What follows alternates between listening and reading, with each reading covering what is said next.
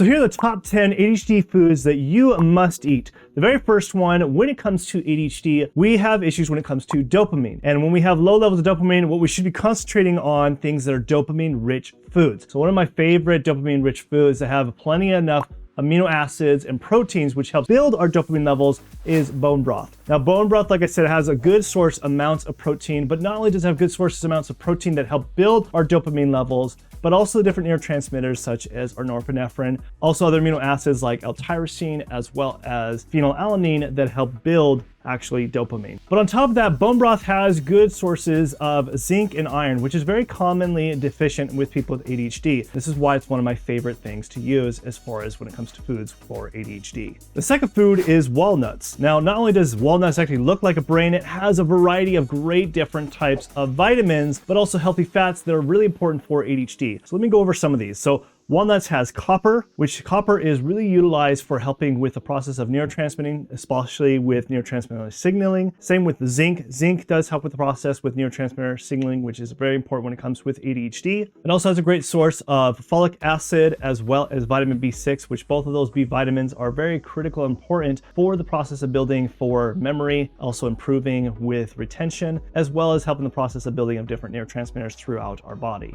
And on top of that, walnuts do have a great source of omega-3s and omega-6s, which is really important to have for our brain because our brain is mostly made up of fat. And in fact, about 50% of the fat in the brain is omega-3s. So you can see how important walnuts can be utilized, but also walnuts has a good source of vitamin E, which is a great antioxidant that can be a protectant for our ADHD brain. Now, the third one, this one's interesting, is liver. Now, I remember when I was first exposed to eating liver more common was when I was in Russia and living in Russia. It was very common to eat liver, especially on bread. It was kind of a spread. That was kind of disgusting. But little did I know how nutrient dense liver is. Just one serving can give you just the adequate amount of all the different vitamins and different B vitamins, as well as different proteins and other nutrients that you need on a daily basis for your body. But one of the biggest things here that liver has is a good adequate amount of iron. And iron has been shown in research with people with ADHD that they tend to be more deficient in iron. In fact, they tend to maybe not be on the below the reference range, but they tend to be on the lower side. When they're comparing it to other groups, they find that people with ADHD tend to be more on the lower side. And when they actually supplement or utilize increasing iron levels, sometimes they can see a big enough difference where it's just as good as a stimulant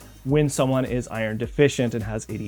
But on top of that, liver does have a great source of all the different B vitamins, which, like I've explained before, are really important for building and processing with our different neurotransmitters and does help with our mental mood and also with our clarity of mind and memory. And then also does have copper, which copper is an important mineral for the processing and building and neurogenesis. The fourth one of my favorites, is blueberries. I love blueberries. It's something that I like to consume on a regular basis. I remember even college, I remember knowing about blueberries and the importance when it comes to brain health. But why it's important for the ADHD brain is because blueberries have a significant amount of antioxidants, which acts against oxidative stress that's throughout our body, especially oxidative stress for the brain and also inflammation. So it's really a protectant for the brain. So definitely blueberries is something that you should have on your list. The fifth important food for ADHD is spinach. Now, spinach, what I love about spinach, not only is it because of vegetable, and we should be consuming more vegetables, especially with people with ADHD don't tend to eat a good amount of vegetables, myself included. And when I find that I am consuming more vegetables, I tend to have a more focused mind. My ADHD symptoms tend to be less. But what's great about also spinach, it does have a good amount of iron, which we've already talked about the importance of iron when it comes with ADHD,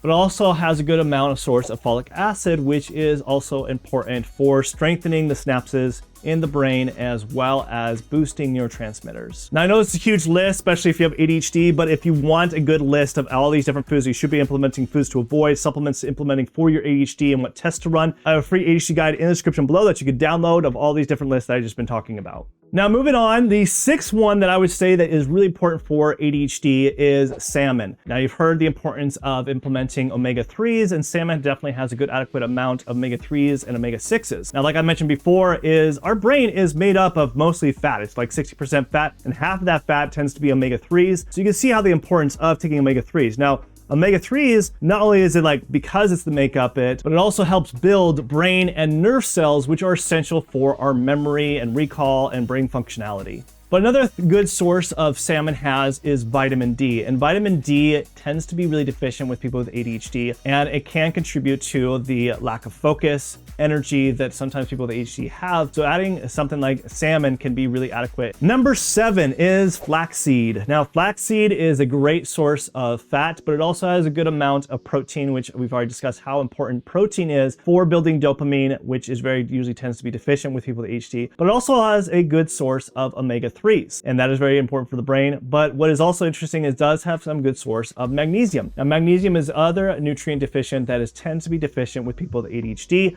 And so adding a consistent basis of magnesium can help with the processing of different neurotransmitters throughout our body. So adding something like flaxseed oil can definitely benefit by using that.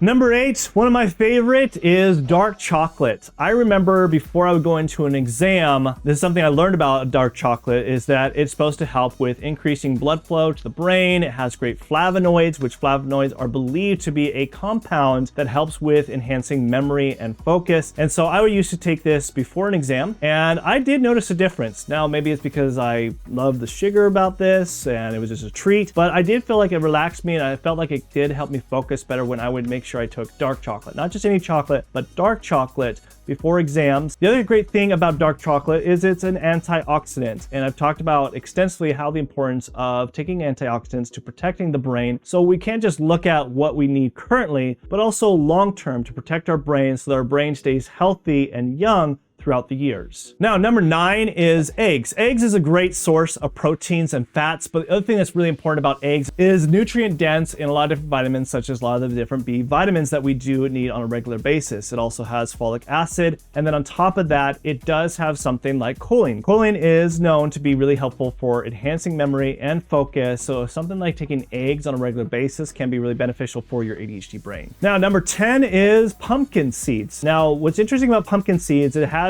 a lot of the different things as far as what we need for ADHD, and that has zinc. And I mentioned how zinc can tend to be deficient with people with ADHD. It also has a good source of iron, which tends to be deficient with people with ADHD. Has a good source of also magnesium, which tends to be deficient with people with ADHD. And it also has a good source of copper. So you can see how it has all the vital types of different vitamins that are important for ADHD, but also are essential for brain signaling. So that's why pumpkin seeds is a very interesting one, because it has a good amount of all the different vitamins, and something you should be adding into your mixes of different nuts that you're taking is think about taking pumpkin seeds. Okay, one more, there's a bonus here, and that is green tea. Now, green tea has what is known as L-theanine. L-theanine is amino acid that has been known to cross the blood-brain barrier, and it helps enhance GABA, which GABA helps us to be able to relax and especially put us in a more relaxed state without us making us feel tired. So a lot of people with ADHD tend to be more anxious, and adding something like L-theanine is really beneficial. The other thing that I've seen when I've been giving my clients when I give them L-theanine is if you have high levels of dopamine or serotonin, it can bring those levels down. But then if you have low levels of dopamine and serotonin, it tends to also bring it up. So it's a good balancer. And I think most people can benefit from L-theanine. It's one of my favorite things to be implementing is something like green tea, which green tea has L-theanine in it. But also on top of that, green tea has polyphenols and as well as antioxidants, which are great protectants for the brain. So you can see how beneficial green tea can be for our ADHD brain. Now, not only is it important to get all these great nutrients for your body, but there are certain foods that you need to be avoiding for your ADHD brain. So you should watch this video next